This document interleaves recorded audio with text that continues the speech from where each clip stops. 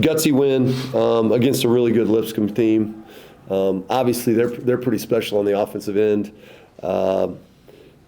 I thought we were actually playing really good defense in the third quarter, and then I look at this: they shot 70% from the field in the third quarter. Now we did turn them over some in the third quarter, when we sort of flipped the game, but they're very skilled, and so they can hurt you in a lot of different ways. They play really under control, and their ball movement's good.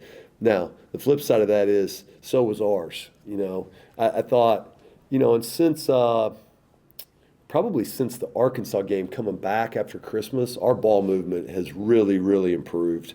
And I think we're seeing the floor better. We're reading help.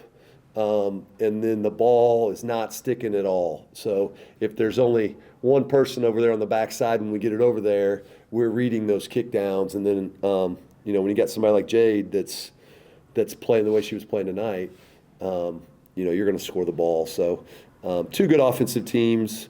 If you're here, you watch 29 made threes, and it's a pretty good game to watch. That's pretty entertaining. I think both teams made really tough plays. We went up a lot, and that quickly erased, because they're good. And so finding a way to figure it out, I think, is important for this team. I think, we talked about, we got to dig our heels in a little bit and play, I think, with the attitude that we expected to play. I don't think we've seen that quite at the level that our team wants to show it.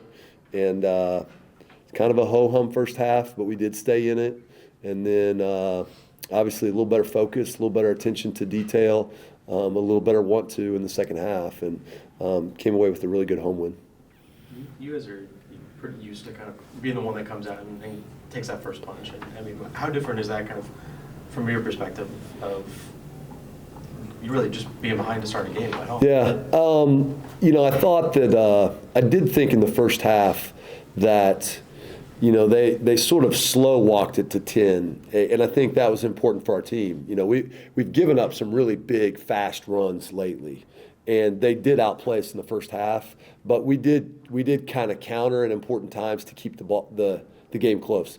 Jenna Cook's little pull-up jumper at the end of the first quarter, really big shot. It just kind of, we stayed within striking distance when they were playing their good half, so that, who knows if you're going to flip it when you're in the halftime huddle or not.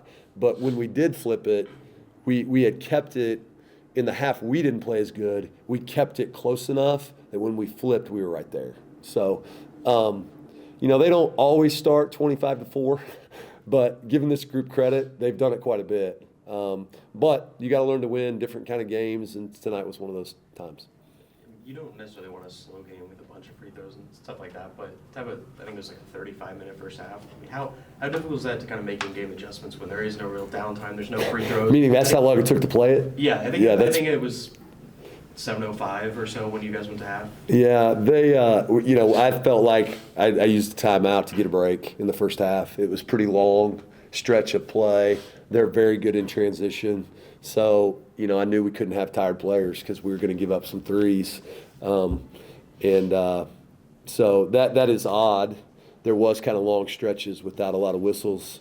I think, sometimes you've got to figure those kind of things out. But that is unique. I didn't realize that.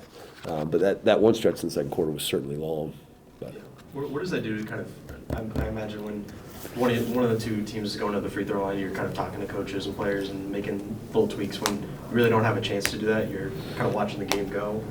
Yeah. What does that do to kind of what you're trying to do in game?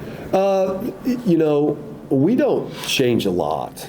Everybody can give me credit for halftime adjustments. We didn't make any adjustments. We just played better. The things we were trying to do, we needed to do better. And then in a game like this, you got to stick some shots. You got to make plays. So there's some little things. There's some teaching points, I think, within what we were trying to do in the first half that we like our switching. We weren't quite good enough in it. So we had a little indecision, and they're gonna get you on that if you have a little indecision. So maybe it allows you to reset things. This team, we're letting them play quite a bit.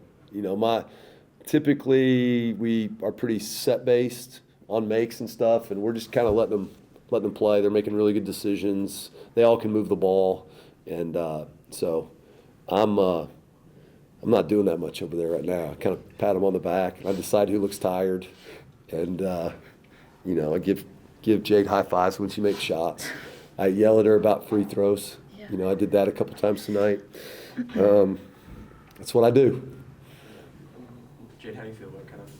It seems like you thrive in that more open offense. Yeah, I know. It was great. Coming off that Bellarmine game, I was kind of at a low, and I didn't want that to happen again. And so, I told myself, I was like, I'm going to shoot better tonight, and I'm going to do what I need to do for this team to win. And I feel like I did that tonight. And I couldn't have done it without all those girls tonight. I mean, we all did really well. We shared the ball. And so credit to them, of course, for all of it. Yeah, 21 assists. That's you've played well offensively if you have 21 assists. I imagine the difference between 21, 22, 23 points doesn't really matter a lot, but getting over 30 for the first time, how cool is that? It's pretty great. When I made that last three in the corner, I was like, wait, wow, like I got over 30, which, as long as we win, I'm happy, but, it was a great accomplishment, I feel like. So. I don't think she gave up a basket in transition after the 31st point, did you?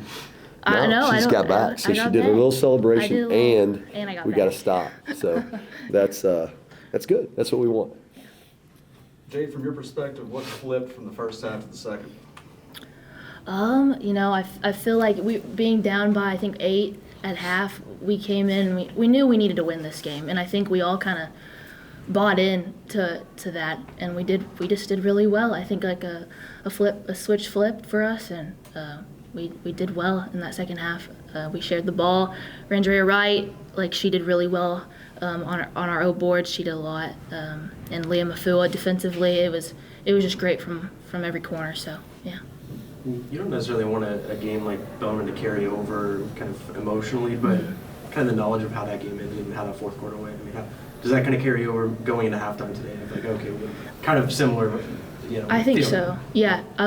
I knew we were just kind of devastated because we just knew we could have done better. We got the shots we wanted at Bellarmine, but just nothing was really falling for us. But I feel like as a collective group, we knew we wanted to win this game, especially after what we experienced at Bellarmine. And so we did it. So I'm really proud of us today. Tony, when we talk about your team's defense, I think it all kind of usually starts with Bree and Leah.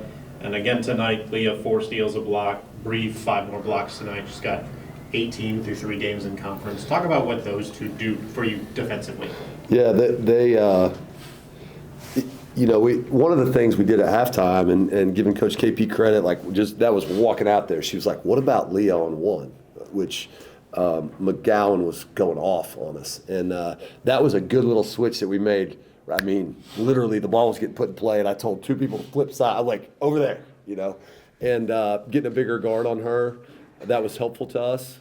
Bree, they could not do, we call it a Barkley. It's called a Barkley in basketball terms. You drive it down and you turn into a post player off the drive. They clearly do that. They clearly work on that at all positions. But they had a lot of problems doing that on Bree. She can just kind of erase that little move. And so those two are really good defensively. Bree, I kid Bree all the time. She's the best defensive player in the country that's never been in a stance in her life. And that's pretty much true, but she's special in what she can get done. Super long, she's got really good feel. Leah's the same way. Like, you can kind of let Leah, we kind of have a game plan, and then sometimes I let Leah just, you see what you can break up, deny, read. And everybody else does a good job of kind of playing off that. That's what we tell them. It's just like, hey, we're going to let her do her thing. You might have to read that she's behind on a play and switch, but let's let her try to blow some things up.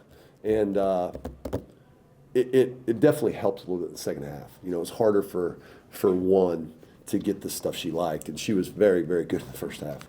I mean, how much does that kind of help you guys on offense when you don't have to inbound the ball every time? You kind of get to play a little more open. No doubt. I mean, we would not have won this without figuring out a way to get more stops than we got in the first half. And like I said, I can't believe the third quarter field goal percentage for them. That's not the way the game felt. but I think we got 6 turnovers in that quarter. So, 6 or 8 for 18, we did get some stops. We played a little freer, and then we just stuck shots. I mean, we stuck shots. 10 for 13 from 3 in the second half, You want to win, sometimes you got to make plays. And it's not that they didn't make any, but we figured out a way to make more. Good. Thank you.